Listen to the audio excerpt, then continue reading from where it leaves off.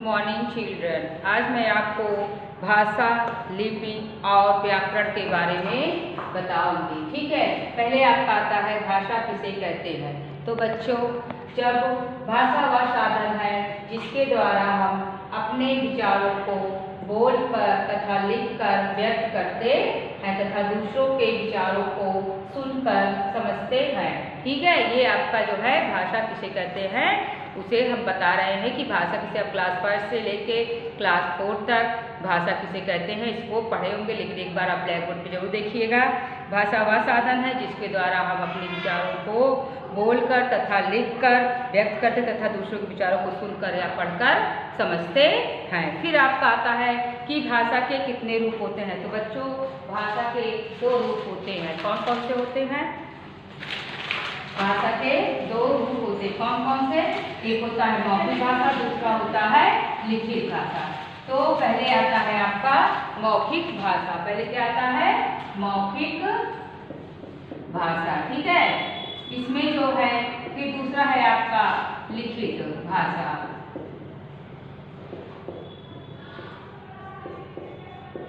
ठीक, इस पहला है मौखिक भाषा और दूसरा है लिखित भाषा।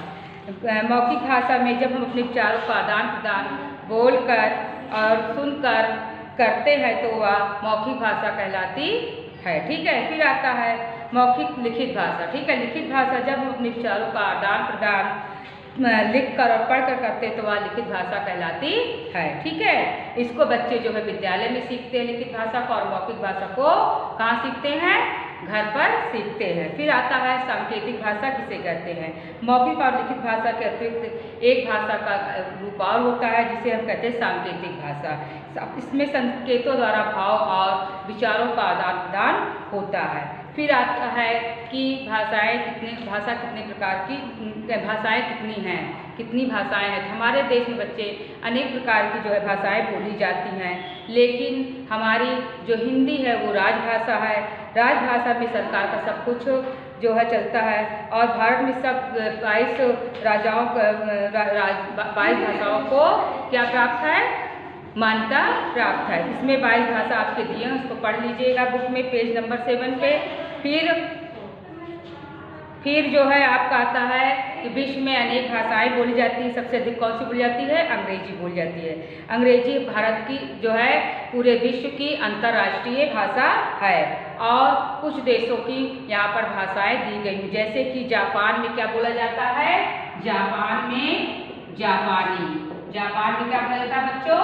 जापानी। फिर उसके बाद आपका आता है जो है चीन में क्या बोला जाता है? चीनी। चीन में क्या बोला जाता है? चीनी। फिर उसके बाद आपका आता है जो है वो जो है इंग्लैंड में अंग्रेजी। इंग्लैंड में क्या बोला जाता है? अंग्रेजी बोला जाता है। फिर आपका आता है जो है कौन सा देश? रूस। रूस में रूसी बोला जाता है। और फिर फ्रांस में फ्रेंच बोला जाता है। फ्रांस में कौन सी भाषा बोली जाती है?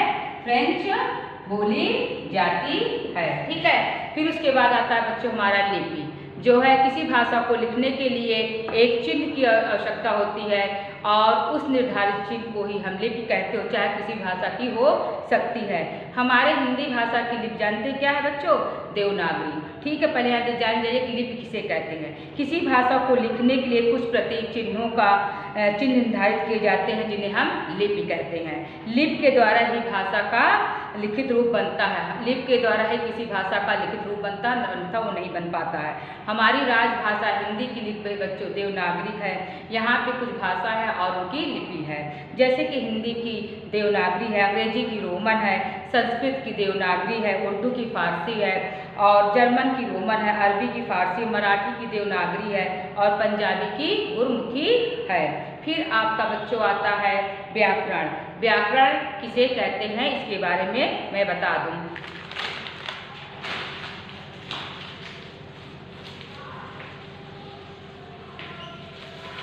व्याकरण, ठीक है, व्याकरण जो है बच्चों ये आपका है जिसमें हमें जो है भाषा को शुद्ध करने के नियम और मानक का ज्ञान कराता है।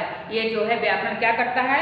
भाषा को शुद्ध करने और मानक का ज्ञान कराता है, किस तरह से हमें लिखना और पढ़ना चाहिए। फिर आता है व्याकरण के अंग। बच्चों व्याकरण के 3 अंग है। पहला कौन सा है? वर्ण विचार।